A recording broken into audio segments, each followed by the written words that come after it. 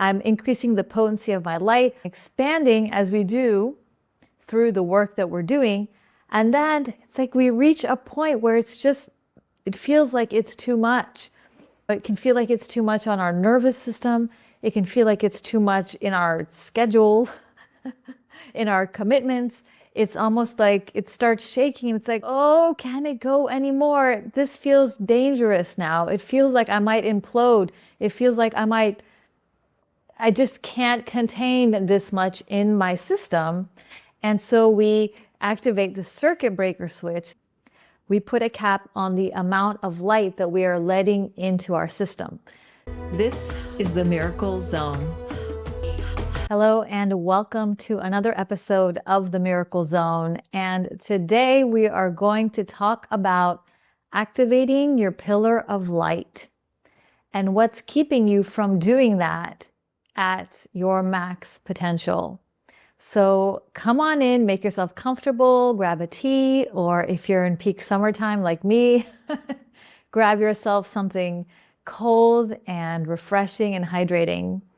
And it's perfect for this conversation because when we talk about activating our pillar of light, so much of it has to do with this heat, this fire, this energy, this power, this frequency that has us almost overheating.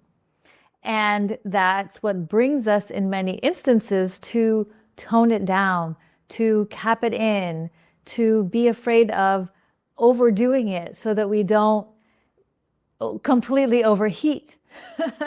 And it's so funny because as I sat down to record this, I had to redo it because of the heat and the computer shutting down.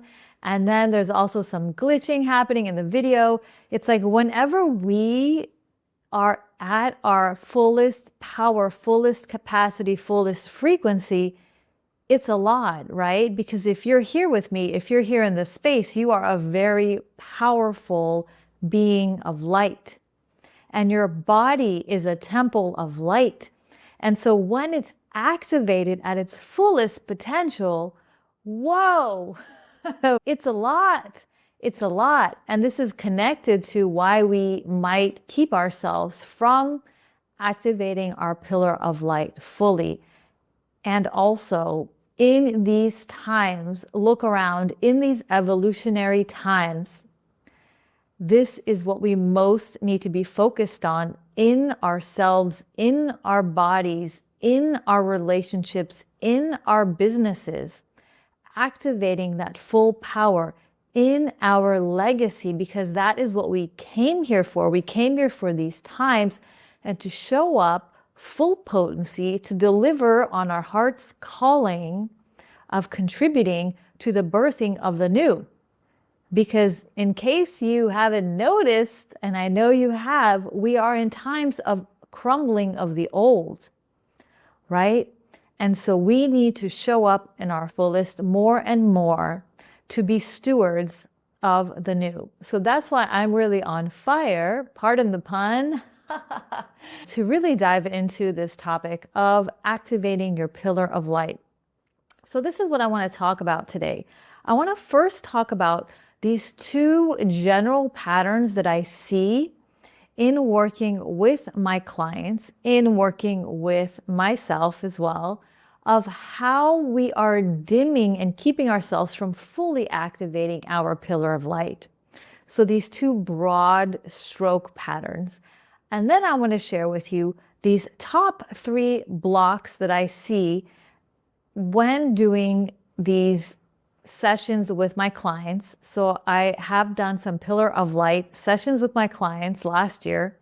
I went through a period of doing many of them, and I was fascinated to see what came up as the most common blocks amongst light leaders, amongst these spiritual activists, amongst these magical and very human practical priestesses in this modern time that are a force for this world, that are a force of light, that are a force of change.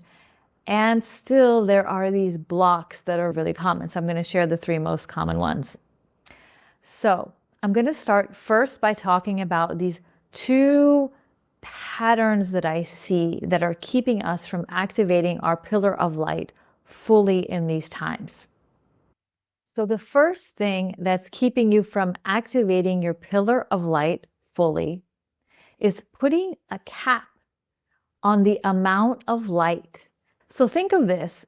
There is a circuit breaker on one of these switch extension cords that keeps it from overcharging and everything from frying when there's too much light pulsing through the system. So just like those circuit breaker switches exist to keep these electronics from exploding if there's an overcurrent, we also create almost a similar effect in our energy body where it's almost like we're putting a circuit breaker switch. Yes, I'm increasing the potency of my light, expanding as we do through the work that we're doing. And then it's like we reach a point where it feels like it's too much. It can feel like it's too much on our nervous system. It can feel like it's too much in our schedule, in our commitments. It's almost like it starts shaking. It's like, oh, can it go anymore? This feels dangerous now. It feels like I might implode. It feels like I just can't contain this much in my system. And so we activate the circuit breaker switch. We put a cap on the amount of light that we are letting into our system. So if you visualize, for example, the current of light coming in through your crown, maybe that's how you visualize it. Maybe you see it as something plugging into your auric field somewhere. Maybe for you, it feels like this light is coming in from the root, from the earth, from this frequency of Gaia. Wherever you see this plugging in of light coming into your system, your energy body, it's like putting that little circuit breaker switch there that's like monitoring, like, okay, if it gets too much, cut it off. It's too much, because we don't want the system to overload, to implode with too much light coming in and pulsing through the system and causing some sort of circuit explosion. So that's one area that we keep our pillar of light from being fully activated. The second way that I see us keeping our pillar of light from being fully activated is putting a cap on the amount of light that we are emanating out into the world. So the first one that I mentioned is putting a cap on the amount of light that we are letting into our system. The second one is putting a cap on the amount of light we are emanating out into the world. So think of a circuit board that has all of these switches, right? And it's almost like we have a couple of switches turned on, but there's this whole other part of the circuit board where the switches aren't even turned off. They're still turned off. They aren't even turned on. And so we do have our emanation and our frequency and our radiance and our luminosity and our voice and our expression and our power going out into the world. And we've been doing the work and we've been flipping on more switches, but there's still a portion there that we just haven't touched of the whole board. So even though we feel like we're operating at our max potential, max luminosity, max power energetically, and this can show up in how we show up in our humaning and how we show up in our businesses and our leadership, it's still only a small portion of what's available to us on this circuit board here. And although our pillar of light is activated and we may be activating it more and becoming more and more visible and more potent and having more and more gravitas in our presence, it's still not fully quite there, because there's a whole other area we haven't even tapped into of our light that we may not even be aware of. And a lot of times this is because there's something keeping us from looking and even noticing there's more switches there. There are things keeping us from flipping those switches up. I don't know. Sometimes I go to my circuit board, like if the power goes out and I go to my circuit board and I know I need to flip some switches back on because they flipped down. Ooh, I don't know what this one is going to do. I don't know what this one is going to do. I don't want to make a mistake. I don't know if you've ever experienced that. So it's quite similar. There can be fears there of, I don't know, if I flip this up, how will people respond? If I flip this up, will it cause negative implications? If I flip this up, will I be too visible? Will people come after me? If I flip this up, will I leave people behind? All of these things associated with being in our full light, being our full brilliance, being in our full luminosity, our full visibility, our full power, right? All of these fears that might come up. And so it's not necessarily us plugging the amount of light we're allowing into our system. It's us putting this cap on the amount of light that we are emanating out. So that's the second area. And these can show up in very different ways in our lives, right? But a lot of times it has to do with these thoughts and these fears and these beliefs that we have, these thought patterns that we have, for example, related to burning out, related to what will happen if we do take on more, or if we do step into a bigger role, or if we do open that second business, right? Related to overextension. Can I even hold this? Does this body have the capacity to hold that?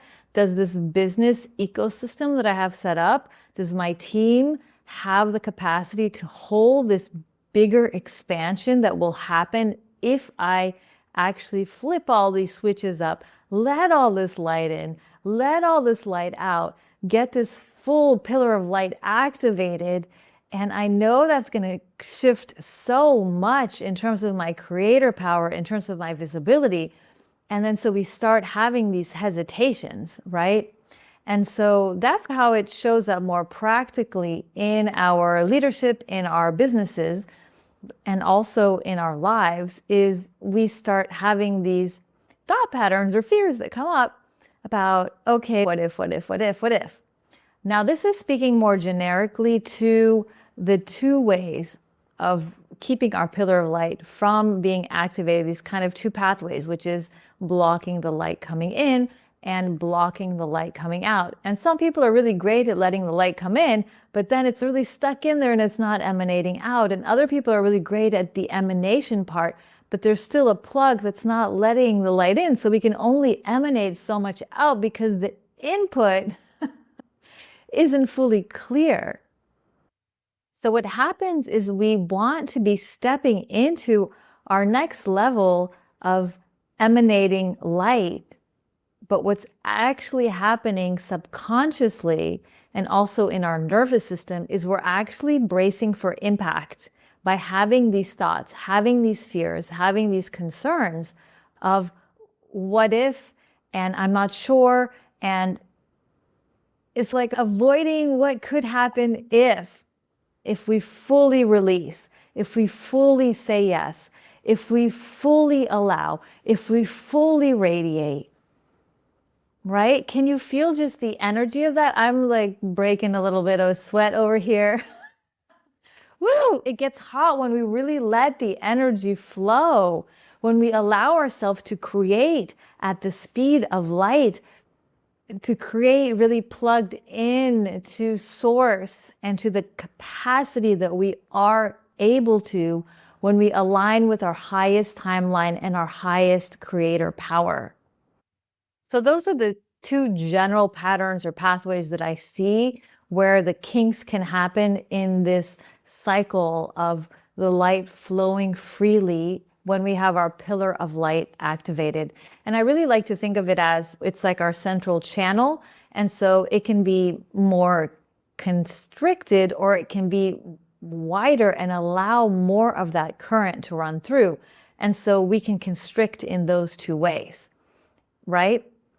What I want to jump into just to pull that apart a little bit more is share some examples of blocks that I've seen. And I want to share the top 3 blocks that I've seen in working with clients on activating their pillar of light.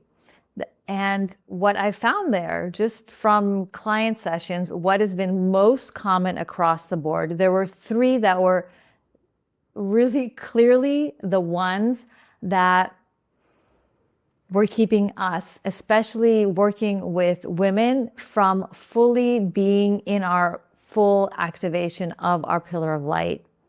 And so the first one I want to share about, the first block that I see is the most common block, keeping us from being in our full activation of our pillar of light, are blocks related to the throat space.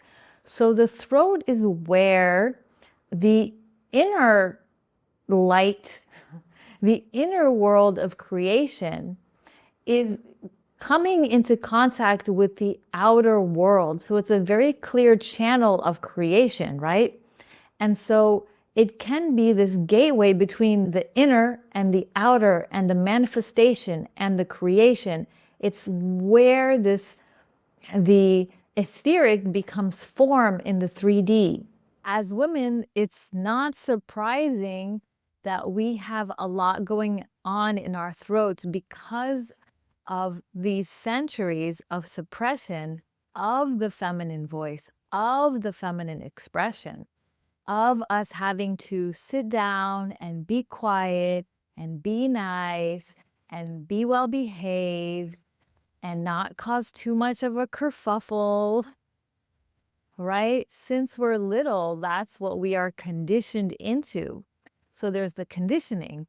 Since we have been around for a while in our ancestry, in our lineages, there's also been this legacy of suppression of the feminine voice of our mothers and our grandmothers and our great grandmothers that lives on in our bodies, in our cellular memory, just like our experiences from past lives, those memories of being burned and suffocated and all of that.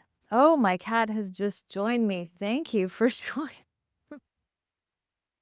And so we haven't forgotten that still lives in our system. And if you've been doing this work of healing and elevation for a while, and if you're a healer yourself and do this work with others, you know this very well, how viscerally this lives in our bodies and in every cell of our beings, this tension in our throat.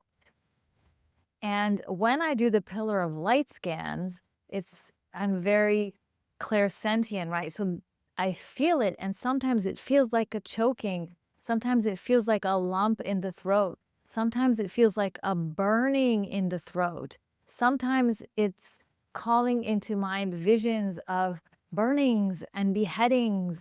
And I mean, there's so much violence and abuse living in this space, both this very obvious from past lives of being persecuted, as well as in this current life of, in some cases, yes, it's abuse for some women, but also there's the more subtle abuses that we don't see of all of that conditioning that keeps our voice closed, right?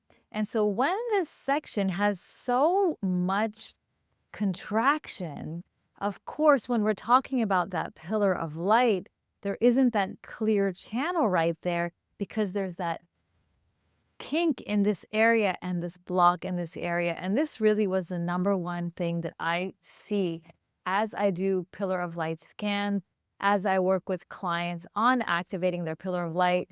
It's the rare person that I work with who doesn't have something going on here. And it's so important to do this work of clearing this in activating the pillar of light, because most of those that I work with are leaders, are creators. And it's really hard to be in your power as a leader and as a creator and as somebody who is a CEO and as somebody who has a message and a movement that you're leading without being able to express and to manifest and to create, because this is a center where the creation becomes actual form and not just some vision out into the world or some untapped energy down in our lower energy centers, but where it actually becomes manifest in the world.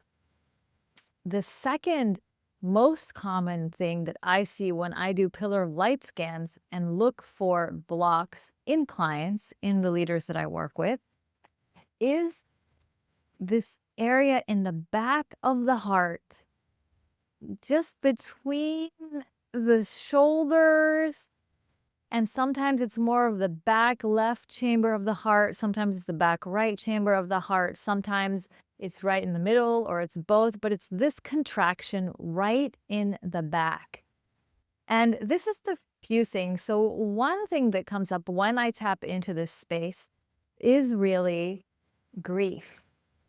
And so there's just so much unprocessed grief there from some of the things that I mentioned when I talked about the first block, but just also related to our feminine nature, our feeling nature, our sensitive nature, our empathic nature, and also just us living in a world where there aren't containers for us to process this grief.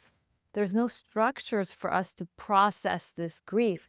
And so we don't come together anymore as communities, as circles, as leaders to work through all of the grief that is in our system. It's really hard, unless you're spiritual and emotional bypassing right now, to not look around at the world and feel some sense of grief. There's a personal grief happening in all of our lives in some way, shape, or form at some point in time that also needs to be processed. And there's the collective grief of what's happening in these times of crumbling. There are people suffering. Sometimes it's us, sometimes it's our family, sometimes it's our country, men and women and beings that are suffering. And sometimes we just feel it in the collective consciousness. And the grief is really one of those that there's really such few places for us to process. And it really sits, grief is very connected to the lungs, but also in this back chamber of our heart where even if we do a lot of emotional processing work, it's still really hard to just get in that little corner where it likes to hide, where it likes to hide, because when we get in that place, it's so vulnerable and it takes a lot of work to really get to a place where we feel safe and held enough to really allow ourselves to go there. This is also the place where a lot of our shadows and just unlovable parts of us reside in our hearts. So we can be doing all this beautiful work to open our hearts, to be in this space of openness and connection and love, and to lead from this space. But there's always that inner critic voice, and there's always that inner child that feels unloved.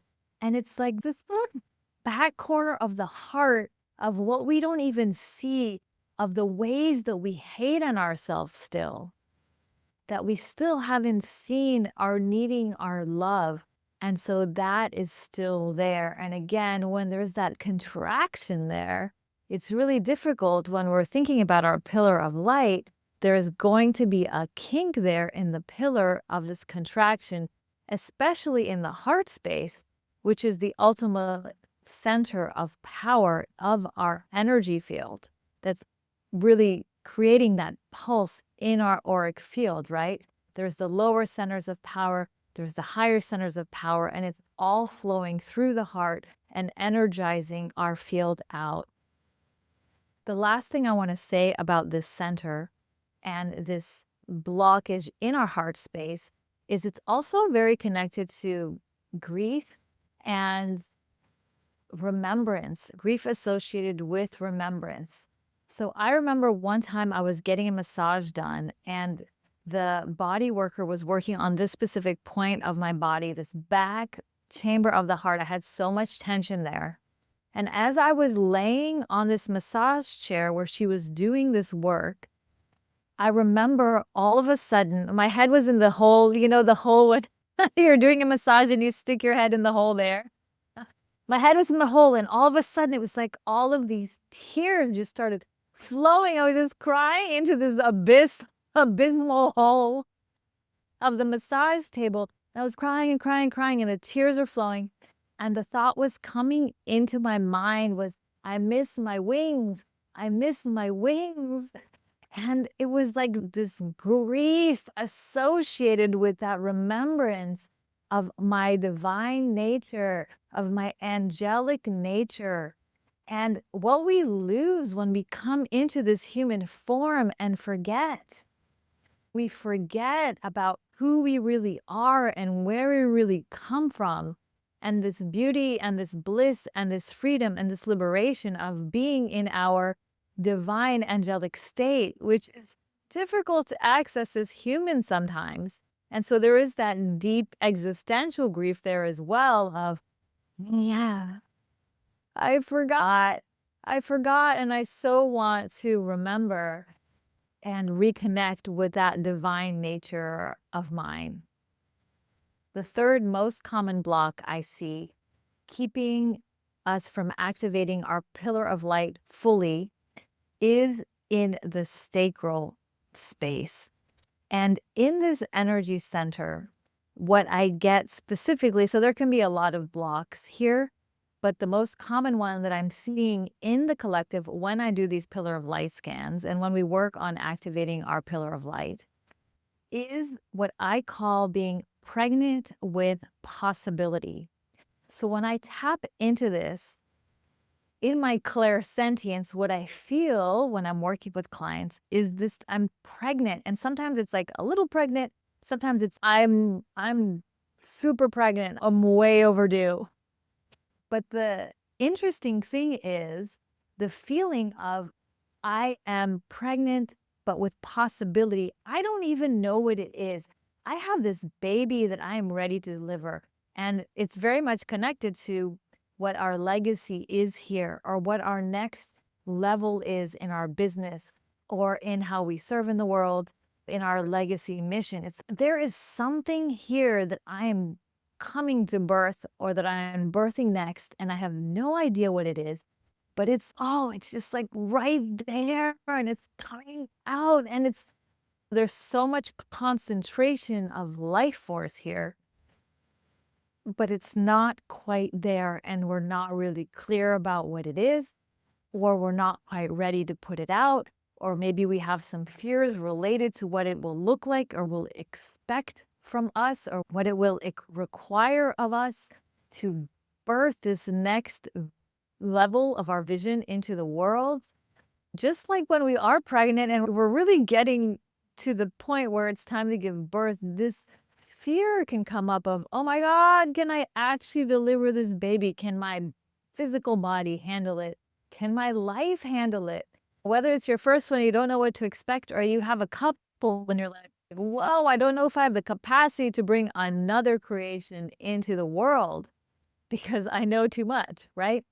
And so all of these doubts and fears start coming up. And so that also causes contraction and congestion in this space, right? Until we actually go into the contractions and into the labor of putting this out in the world, it's a lot of tension, and it's a lot of energy being directed into this space.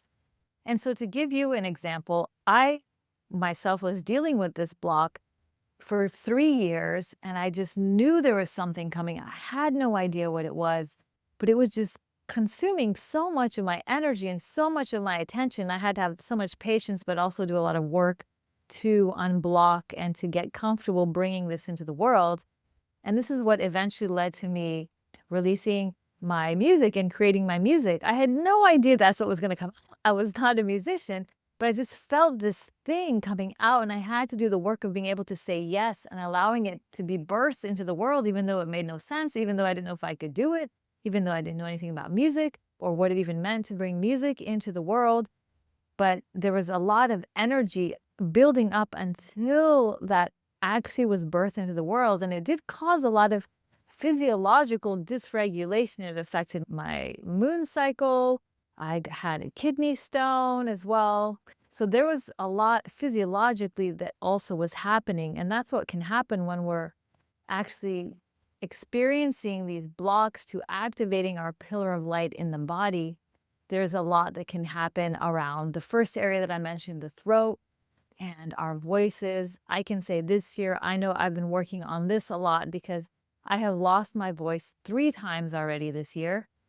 If you've been listening to this podcast, you will have heard some croaky episodes, and I can just feel there's activation there. And I also had a week where I threw out my neck and it was just on fire. And obviously, there's the physiological reasons for why that happened, but it was also such an activation in clearing and purification of the space.